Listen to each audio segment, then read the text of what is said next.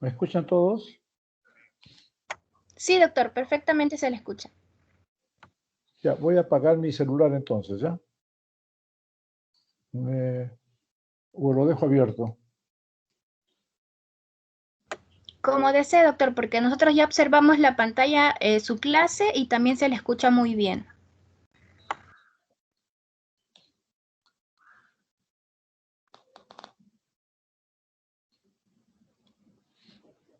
Ya, o me escuchan bien, ¿no?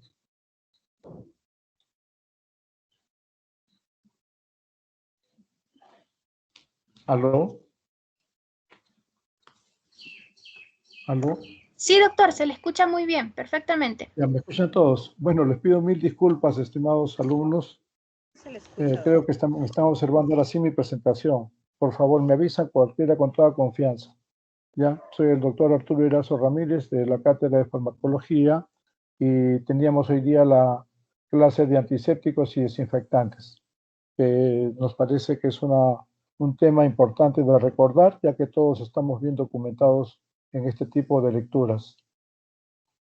En primer lugar, recordar lo que eran estos conceptos desde su origen del conocimiento, ¿no? Porque lo que es los antisépticos y desinfectantes son temas que toda históricamente ha sido de interés de todos los profesionales de la salud y en especial de las ciencias médicas, porque ha permitido desarrollar el conocimiento para poder controlar las infecciones y eliminar todo tipo de agentes patógenos. En primer lugar, la esterilización, que es el concepto, digamos, ideal, el de querer eliminar todo tipo de microorganismos, células vivas, esporas, virus, etcétera, que pueden ser destruidos y eliminados de un objeto o de un ambiente, ¿no? Esto señala la esterilización como este proceso mediante el cual se eliminan todos estos organismos adversos para la salud y peligrosos, ¿no? Que en primer lugar es lo que se busca a través del conocimiento tecnológico de estos procedimientos. Entonces, la aplicación más inmediata que nos recuerda es la desinfección, que viene a ser el proceso bioquímico, porque es aquí donde se emplean los productos químicos para poder eliminar, inhibir el crecimiento o remover también microorganismos patógenos de diferentes tipos de superficies inertes. Por eso es que la palabra desinfección nos lleva a pensar en que solamente lo podemos emplear en superficies no vivas, ¿no? Porque se pueden emplear, pero hay que tener cuidado de reconocerlas y eso es importante a través de la estructura química de la sustancia que empleamos. Luego tenemos el antiséptico, que es el otro concepto importantísimo que no debemos olvidar, que son los productos químicos. A veces es el mismo principio activo, solamente que viene en una concentración especial que permite que sea utilizado en sistemas tejidos de pacientes, ¿no? O en procesos quirúrgicos. ¿Por qué? Porque a esas concentraciones pueden ser aceptadas por los tejidos vivos y generar un beneficio para el paciente. Y la palabra sanitización, que ya es un concepto ya moderno de la biotecnología, nos ha permitido desarrollar procesos biotecnológicos para reducir la población de microorganismos que no se desean en determinados materiales, insumos o ambientes en general, que no debemos confundirlo con la esterilización. Una cosa es la esterilización y otra cosa es la sanitización, que son metodologías biotecnológicas para poder usarlas, por ejemplo, en las fábricas de alimentos envasados, a fin de poder tener los estándares que puedan permitirse en su fabricación, ¿no? Y que pueda permitir el uso como alimentos. Un desinfectante no necesariamente esteriliza un objeto, por eso decía, son conceptos que no debemos confundirnos, ¿no? ¿Por qué? Porque en un proceso de desinfección puede haber la posibilidad de que algunos organismos o patógenos bajo la modalidad de vida de esporas pueden mantenerse a través de muchos años y pueden activarse nuevamente y generar infecciones. Aquí tenemos algunos métodos tecnológicos para el desarrollo de estas metodologías de desinfección, ¿no? Y por qué no decir de esterilización, porque dependiendo del tipo de agente que se emplee, del tipo biotecnológico, podremos maximizar la eliminación de estos agentes adversos para la salud. Por ejemplo, en materiales no vivos, se puede utilizar en laboratorios en salas de desinfección el calor, que es una energía radiante que causa desnaturalización de proteínas y ácidos nucleicos en los organismos no deseables para la salud, ¿no? Y se distribuyen las membranas citoplasmáticas. En estos métodos, por ejemplo, tenemos a la vista los autoclaves que se usan en los laboratorios para la desinfección de materiales o también para la esterilización de medios de cultivo para poder usarlos para fines diagnósticos, ¿no? En la cual se aplican calor húmedo, por ejemplo, ya 20 minutos a 121 grados, o sea, en poco tiempo, 20 minutos a 121 grados centígrados, se puede lograr una esterilización, digamos, de tipo enclaustrada en una cabina metálica diseñada para este fin. Y si se trata de esterilizar, ¿no? Materiales de uso instrumental, por ejemplo, que pueden ser metálicos, ¿no? Aunque también ahora cada vez menos se usa el metálico, pero aún así se pueden emplear en esos tipos de instrumentales para uso en la salud, en médico, el calor seco, o sea, ya no sería pues 20 minutos, sino tendría que ser 2 horas a 180 grados centígrados, y eso se hace en laboratorio.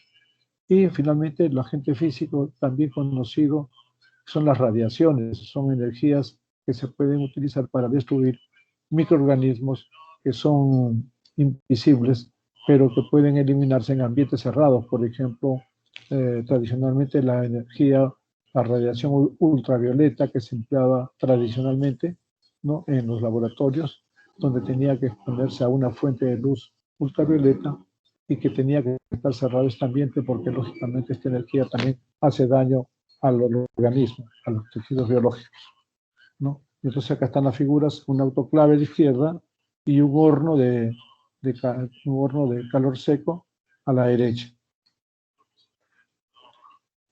Bueno, acá solamente la parte histórica, siempre recordando a Paul Ehrlich, que fue el descubridor en 1908, ¿no? del compuesto químico sintético, el salvarsan, que es una estructura química integrada por el elemento metálico arsénico, que permitió demostrar que este tipo de elementos metálicos precipitaban las proteínas bacterianas y que podían ser la salvación en esa época, en esos años, en la antigüedad, en los años 1908, para destruir treponema pálido, ¿no? Y que permitió curar pues, la infección de la sífilis a partir de esos años. También recordar a Alexander Fleming, nuestro gran investigador del año 1908, observó que este organismo, un hongo, el Penicillium notatum, era el que producía una sustancia química dentro de su metabolismo y que viene a ser la penicilina, ¿no? Y lógicamente observó de que esta penicilina, que es un producto metabólico de este hongo, era capaz de impedir el desarrollo, ¿no? de bacterias, como el caso del estafilococo dorado, ¿no? Que sucumbía ante la penicilina. ¿Por qué? Porque era un microorganismo gram positivo. Otros conceptos también técnicos que, para no confundirnos, surge la antisepsia, o sea, contra la infección, contra el uso de estos agentes químicos, se llamaban antisépticos, que se podían aplicar en tejidos vivos, en la piel, para inhibir o eliminar microorganismos patógenos en las curaciones, ¿no? Y en el antiséptico se fue denominado a ese tipo de compuestos que podían ser empleados en tejidos vivos y producía esta acción benéfica, como es eliminar microorganismos en tejidos vivos. Luego el término desinfectante, que ya lo hemos dicho, que son agentes químicos que eliminan todo tipo de microorganismos y que pueden ser empleados en todo tipo de materiales, pero que hay que tener cuidado que no pueden ser empleados sobre tejidos vivos porque generalmente el principio activo tiene concentraciones mayores destructivas para los microorganismos patógenos.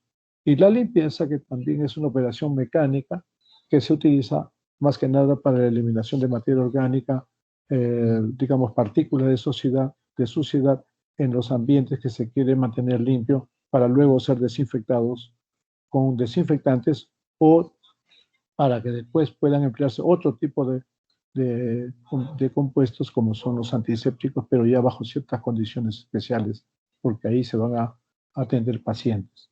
Y la esterilización que ya hemos mencionado, que es un proceso ya mucho más exhaustivo de eliminación. Entonces tenemos que el antiséptico pues son sustancias comunes en cuanto a su aplicación para eliminar microorganismos patógenos, pero en el caso de antisépticos se emplea sobre tejidos vivos. En cambio, los desinfectantes se pueden emplear en materiales inertes que no son pacientes, lógicamente, sino en materiales físicos. En el primer caso, el antiséptico causa la muerte e inhibición celular en las bacterias por procesos de oxidación química, hidrólisis e inactivación de las enzimas bacterianas, con pérdida de constituyentes celulares, ¿no? Pero tiene una propiedad muy importante, que deben ser selectivos, específicos e inocuos para el ser humano, para los tejidos vivos, para la salud. Son los únicos que pueden ser empleados en tejidos vivos y esto no lo podemos olvidar nunca. Eso es un antiséptico.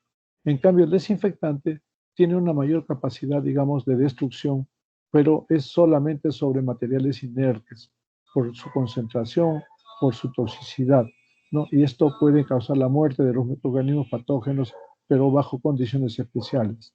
Son mucho más potentes y termoestables que los antisépticos, y inclusive son más tóxicos. Por esa razón es que estos no pueden ser empleados, estos compuestos químicos desinfectantes, ¿no?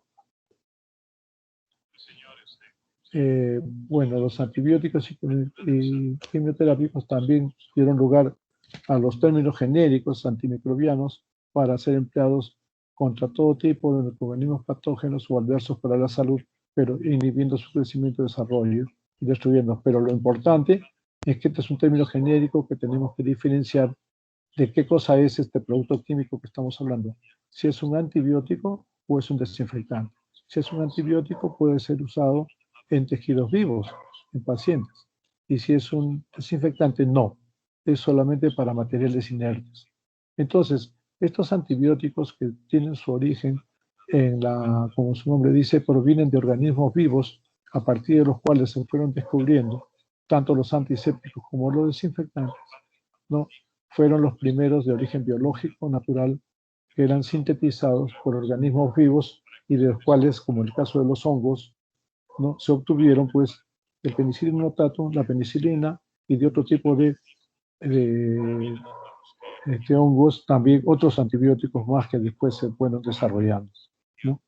Y también a partir ya de los productos naturales se comenzaron a generar nuevos compuestos químicos semisintéticos, o sea, para mejorar sus aplicaciones para la destrucción de los agentes patógenos. Y eso fue todo un proceso de investigación biotecnológica y médica para poder desarrollar nuevos antibióticos con mayor campo de acción, como salimos de la penicilina para luego llegar a la ampicilina.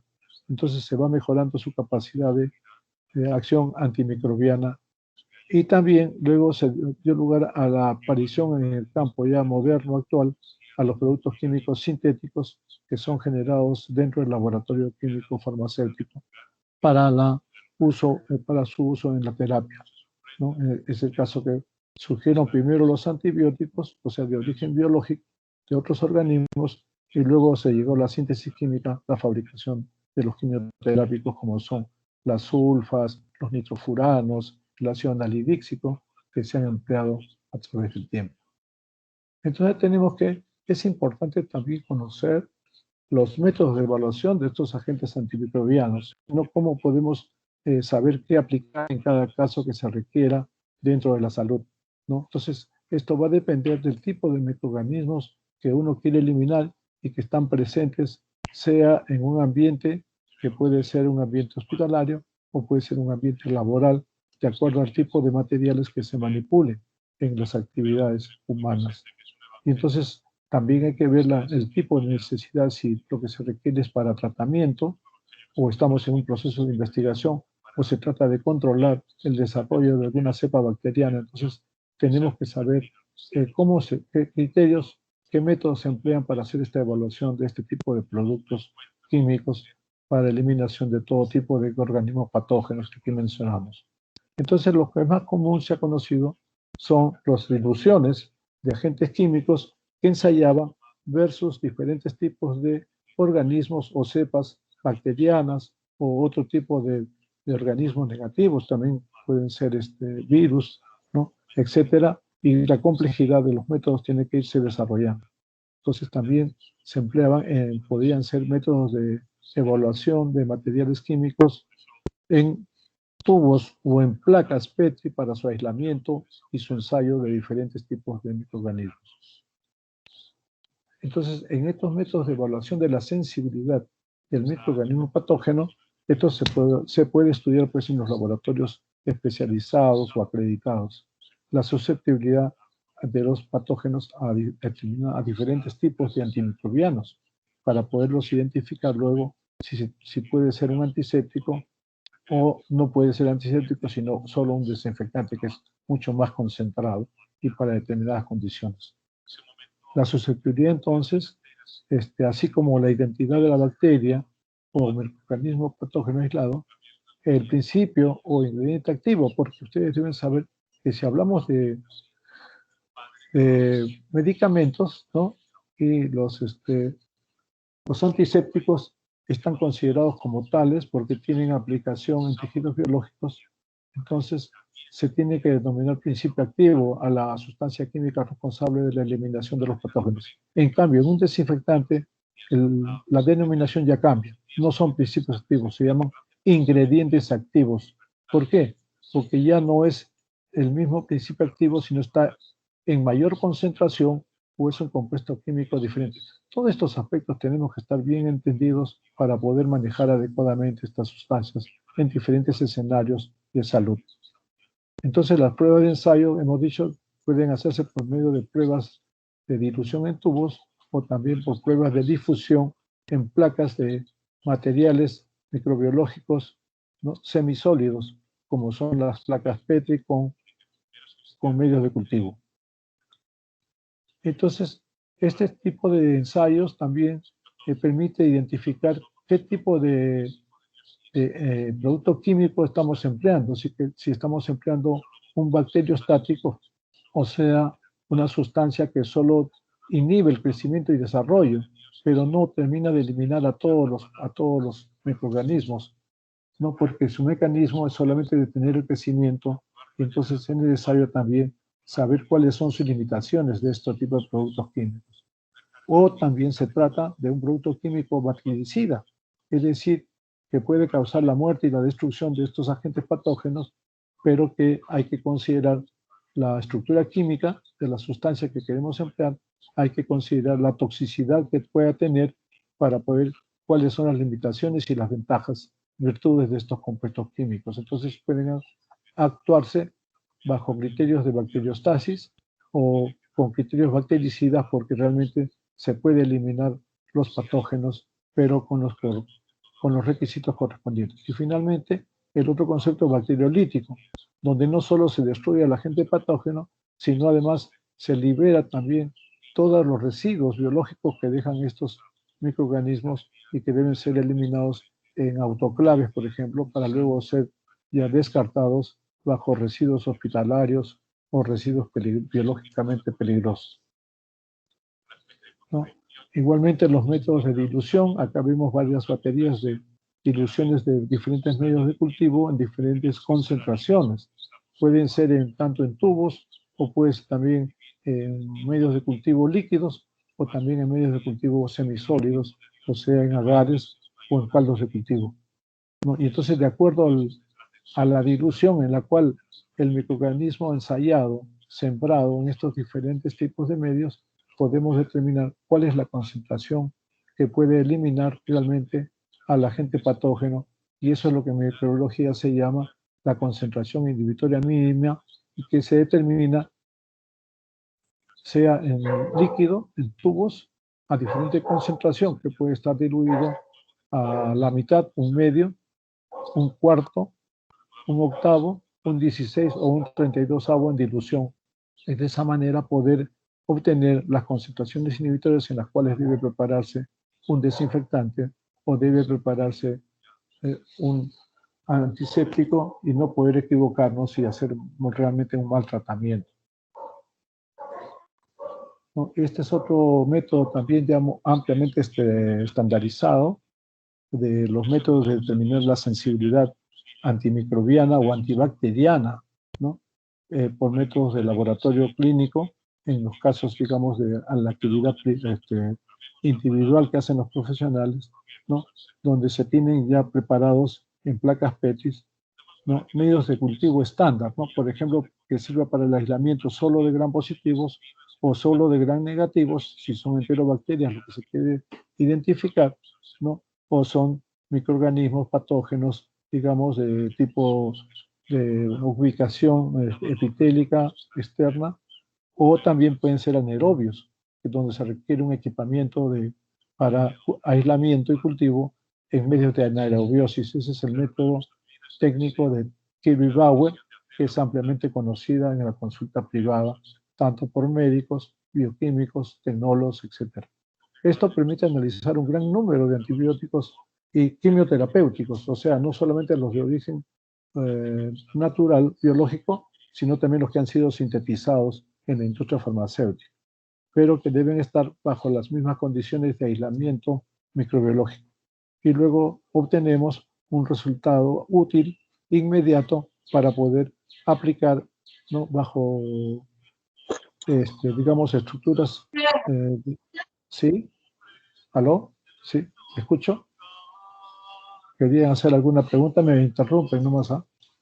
Entonces, todos estos conceptos pues se han ido desarrollando de manera que se han podido determinar factores que afectan la actividad antibacteriana in vitro para poder tener el cuidado de su utilización. Por ejemplo, se ha visto que el pH del medio de cultivo en algunos antibióticos, por ejemplo, son activos a pH ácido, como ha ocurrido cuando se han ensayado los nitrofuranos como la nitrofurantoína, que se emplea tanto como un antiséptico cuando es para uso en tejidos externos, o también puede ser por vía sistémica, si es que se emplea bajo la forma farmacéutica de cápsulas, ¿no? Y que pueden tomarse para el caso de una infección urinaria y poder también ensayar su dosificación de acuerdo a su concentración inhibitoria mínima en la cual debe emplearse todos estos compuestos químicos para que sean considerados o como antisépticos o solo como desinfectantes para uso externo, dependiendo de las necesidades sanitarias. Y también se ha visto, por ejemplo, que en pH alcalino, ¿no? También en algunos se activaban, como el caso del grupo de antibióticos aminoglucósidos que después se van a desarrollar en las diferentes clases que vienen a continuación de este cronograma. Luego tenemos los componentes del medio de cultivo. También se ha podido verificar que pueden antagonizar también estos componentes de los medios de cultivo que son de uso industrial, digamos, en su preparación. El antibióticos como extractos de la levadura antagonizan a las sulfonamidas, que es un quimioterápico ampliamente utilizado, pero que cada vez, lógicamente, es superado por otros tipos de quimioterápicos más modernos y que aseguran la eliminación antimicrobiana.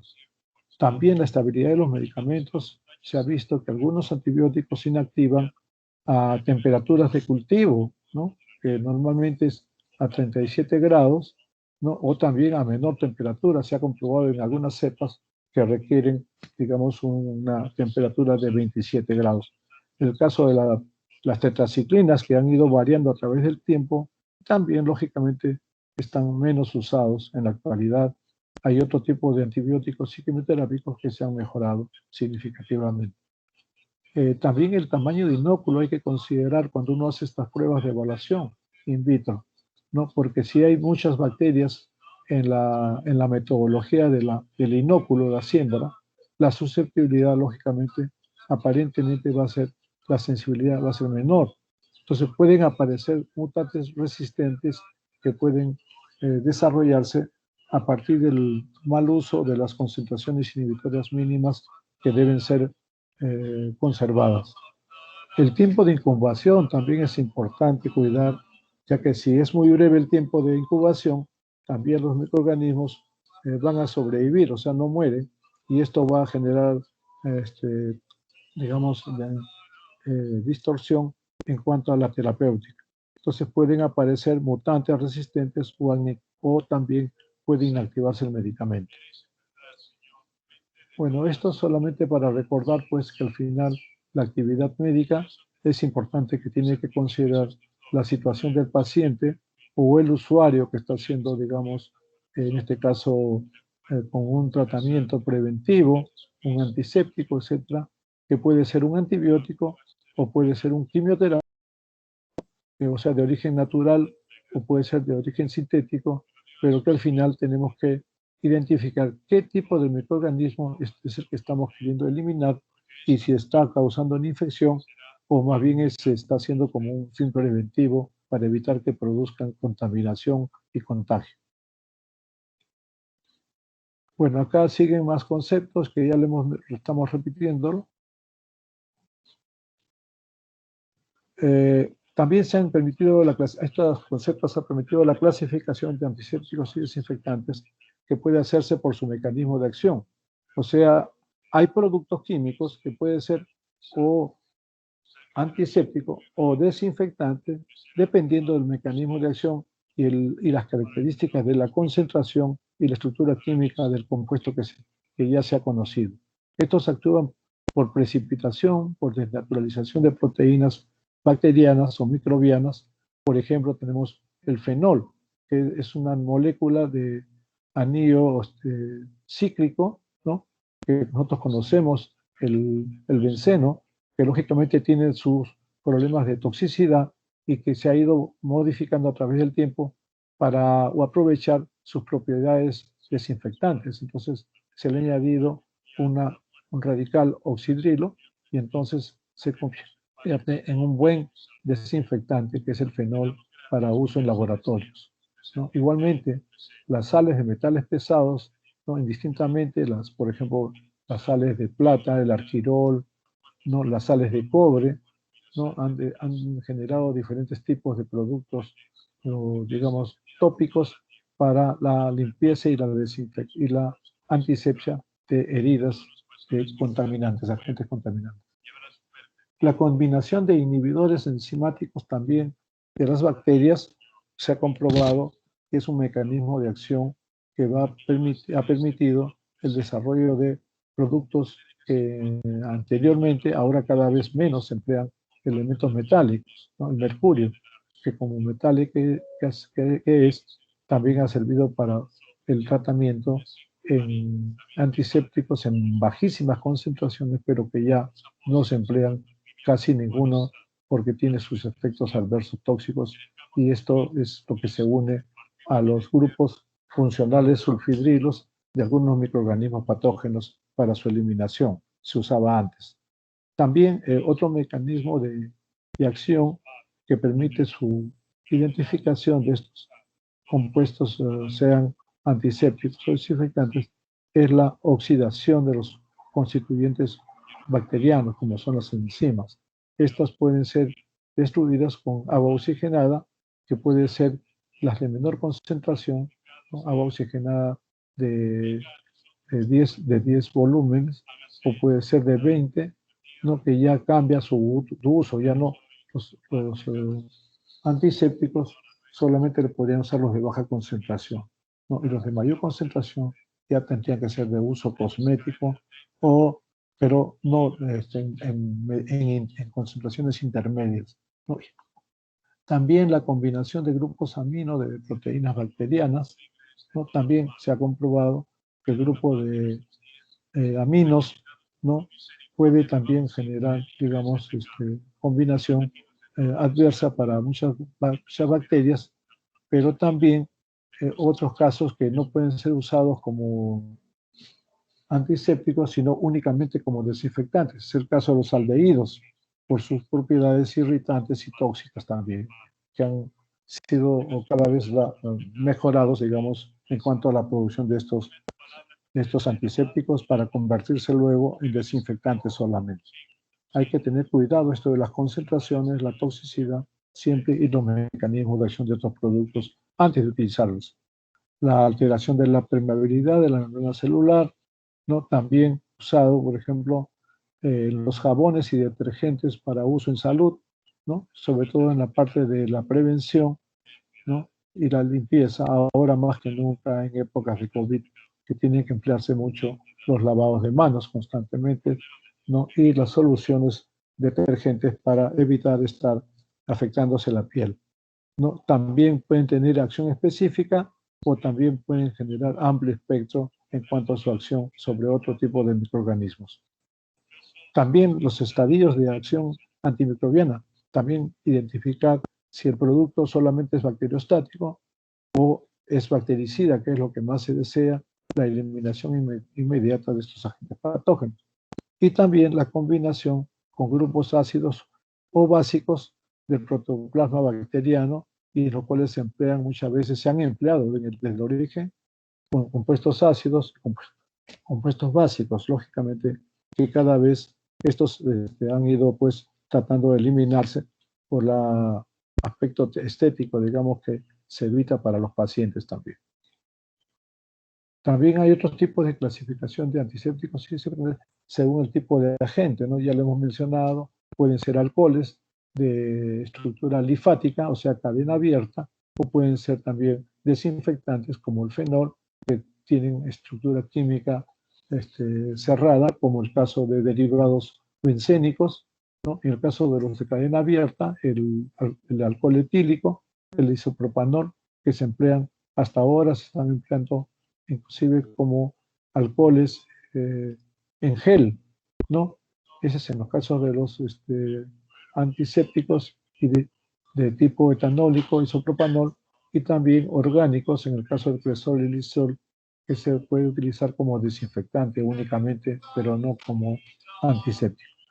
Agentes oxidantes también que oxidan los diferentes grupos sulfhidrilo de las bacterias. En cuanto a sus proteínas bacterianas, también se puede utilizar como agentes oxidantes, como antisépticos, pero hay que tener cuidado de analizarlos. Y ácidos orgánicos derivados, como el ácido benzoico, ácido cítrico, ácido propónico, en los tiempos actuales se emplean estos como desinfectantes de uso alimentario, por ejemplo, y cumplen muy buena función porque son realmente bastante, digamos, más inocuos que otro tipo de sustancias que son más corrosivas. Y también, de acuerdo al tipo de estructura química, pueden haber agentes alquilantes, digamos, donde se han sustituido átomos de hidrógeno por radicales alquílicos. Es lo que ha ocurrido, por ejemplo, con los desinfectantes de amonio cuaternario, en los cuales, siendo la estructura original el amoníaco, al reemplazar cada hidrógeno por un radical alquílico, ha mejorado su acción desinfectante antimicrobiana, ¿no? De destrucción de diferentes tipos de agentes patógenos. También los compuestos halogenados que pueden contener el cloro o yodo también han mejorado los productos tanto antisépticos como desinfectantes dependiendo del tipo de molécula que desarrollando o dependiendo también de la concentración en que deben utilizarse. El caso de la clorhexidina en los preparados colutorios odontológicos para el uso como antisépticos bucales, ¿no?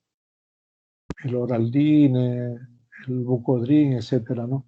Y como desinfectantes solamente los hipocloritos, lógicamente, y también otros como la cloraminas como desinfectantes, y también algunos, los compuestos iodopovidonos que se usan como antisépticos, ¿no? El caso del isodine, ¿no? Que puede ser en jabón o puede ser también en solución, líquido para las heridas. Lógicamente todo esto es en base a la concentración y formulación farmacéutica que se va desarrollando estos compuestos. También se han desarrollado desinfectantes gaseosos con muy buena efectividad. El caso del óxido etileno, que es un neurotóxico, se diseñó realmente cabinas estéticas y seguras para manipular este compuesto gaseoso, el óxido etileno, en la esterilización instrumental o materiales médicos de tipo inorgánico, ¿no? Porque ahora se trata de recuperar muchos materiales que pueden mantener todavía su estructura. ¿no? También hay factores que afectan la acción antiséptica o desinfección, dependiendo del tipo y número de organismos presentes en una muestra, se requiere desnaturalizar las proteínas bacterianas. Estos son factores importantes que hay que considerar: el estadio biológico, el tipo de agente químico, su estructura química, la toxicidad, el campo de aplicación, si es solo de aplicación específica o puede emplearse también para varios agentes patógenos, ya que todos son susceptibles en grupos químicos y grupos biológicos. Mecanismos de acción, como ya hemos dicho: detergentes, colorantes, ácidos básicos, ¿no? También factores que afectan la actividad de antimicrobianos. Por ejemplo, la actividad de los antimicrobianos puede verse afectada por el tamaño de la población. Si hay demasiada concentración de agentes patógenos, estos van a demorar más, digamos, en ser eliminados que un número menor de estos microorganismos si están en menor concentración bacteriana, en el caso de los riesgos de exposición o de contagio.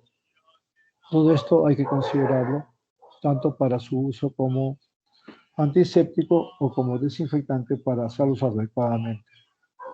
Luego, la composición de la población también es importante para poder determinar la efectividad de un agente, que varía de acuerdo a la naturaleza del organismo, ¿no? Esto puede variar de acuerdo a la sensibilidad bacteriana con otro tipo de materiales, o la concentración o intensidad del agente antimicrobiano que hay que emplear. Esto va a variar de acuerdo al tipo de cepa bacteriana, y solamente algunos que, si requieren mucha concentración, tendrá que ser usado solo como desinfectante dentro de las especificaciones que los fabricantes recomiendan. No, ese es el caso, por ejemplo, del alcohol, que llaman el alcohol medicinal. No necesariamente tiene que estar al 90%, 95%, porque basta que tenga la concentración de 70% de alcohol etílico en solución, ya ejerce su acción antiséptica, porque permite la coagulación y la destrucción de patógenos, ¿no? Y solamente se usan los de 95%, o el alcohol etílico de 95%, cuando lo que se quiere es usarlo no como antiséptico, sino como un desinfectante instrumental médico. Por ejemplo, los bajalangas metálicos, ¿no? Que inclusive se añade yodo y entonces cumplen funciones de desinfectante, pero no de antiséptico. Esto hay que tener cuidado para que no haya accidentes con los pacientes. También factores que siguen afectando a los antimicrobianos: considerar la duración de la exposición. Mientras más tiempo esté el microorganismo expuesto a la gente, obviamente que hay mayor capacidad de desinfección. Esto más que nada para los desinfectantes, ¿no? Porque en un antiséptico uno no puede pensar de esa manera. En el antiséptico se requiere tener el menor tiempo de contacto, pero que cumpla el fin de llegar a la concentración inhibitoria mínima, a la concentración que se debe emplear un antiséptico, ¿no? Y que cumpla su función preventiva. También la temperatura en la cual se debe aplicar el agente, sobre todo en los desinfectantes, es que hay que considerar para que tenga efectividad este tipo de compuestos. Y lógicamente el medio ambiente en el cual se aplican también este tipo de sustancias. Y en este caso ya no los antisépticos, sino más bien los desinfectantes, estamos hablando para este punto, ¿no? Porque el medio ambiente que rodea al microorganismo puede protegerlo de poder ser desinfectado, y por eso la materia orgánica le sirve de alimento, puede proteger a las bacterias que se quieren esterilizar. No, acá algunas recomendaciones del uso de los desinfectantes y antisépticos. Recordar siempre que constituyen una herramienta esencial para controlar la diseminación de agentes infecciosos, ¿no? Deben ser utilizados adecuadamente y racionalmente, con conocimiento amplio de sus propiedades físicas y químicas, del principio activo y de su concentración, en lo que rango se pueden emplear, sea para un uso u otro, o sea, si solo pueden usarse como antisépticos a bajas concentraciones, o pueden usarse a mayor concentración como desinfectantes solamente. Dependerá de acuerdo a las necesidades, ¿no? Ningún desinfectante es universalmente eficaz. Algunos agentes químicos son buenos como antisépticos, pero no son efectivos como desinfectantes. Eso es obvio. Ya hemos explicado esto, la diferencia que hay entre uno y otro para su uso. No todos los elementos que entran en contacto con el paciente deben ser esterilizados ni requieren la misma preparación, ¿no? Y acá tienen ustedes una lista de varios tipos de compuestos que en algunos casos solo se pueden emplear como desinfectantes, inclusive ya no se emplean. El formaldehído es uno de ellos que es bastante riesgoso, ¿no? Porque es un desinfectante de alto nivel, efectivamente, pero que debe ser utilizado como solución acuosa. ¿Por qué? Por su concentración industrial, digamos, han sido elaborados siempre al 40% con el nombre de formalina, pero esa concentración, siendo un buen bactericida, tuberculicida, fungicida, virucida y moderadamente activo contra esporas, resulta siendo muy tóxico, irritante y potencialmente carcinógeno. Por eso es que tiene que haber cuidado de su uso, ¿no? De cuidado de su uso en los servicios de anatomía patológica. ¿No? Luego tenemos los diferentes tipos de alcohol etílico, que ya lo hemos mencionado, ¿no? Los más conocidos, digamos, como antisépticos, las concentraciones de alcohol de 70%, alcohol medicinal, o también los que se usan, pueden usarse como desinfectantes a partir del 95% de concentración, pero solo para uso en materiales inertes, ¿no? Lo hemos dicho, como baja lengua, metálicos, etcétera, y otros instrumentales. También la clorhexidina, ya hemos dicho que es un principio activo efectivo para uso dental, como colutorios, como antisépticos, ¿no? Y también en algunas aplicaciones también quirúrgicas, pero bajo estas concentraciones bajas muy necesarias que se respeten, ¿no?